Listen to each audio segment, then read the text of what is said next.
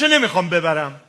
شما هم صداشو خوب در میدونید دیگه کیو بگید. بذار اسمشو نبرم. بابا منو وارد حاشیه نه. نکن. شدت عاشق این خانم هستم و برای همه سوء تفاهم به وجود اومد که من دارم اداشونو در بیارم. نه اصلا این کار داشتم نمی‌کردم. بسیار اصلا اشکالی نداره. عزیزانی اومدن به من در جریان نبودم. گفتن. معذرت میخوام. و واقعا مگه جای این کاری کرده؟ به خدا من ندیدم. بله همینجا بهشون بگید رو به خودشون بگید. سلام میکنم و امیدوارم که همیشه حالشون خوب باشه، همینطوری مثل همیشه درخشان باشن.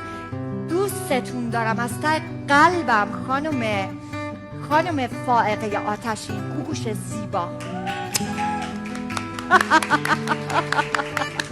بله خدا حفظشون کنه ایشالا. پس منم حسودیم شد. منم آقای ابراهیم حامدی عزیز، ابی زیبا، خدا حفظت کنه، آهنگای خوب بخونی، دوست دارم.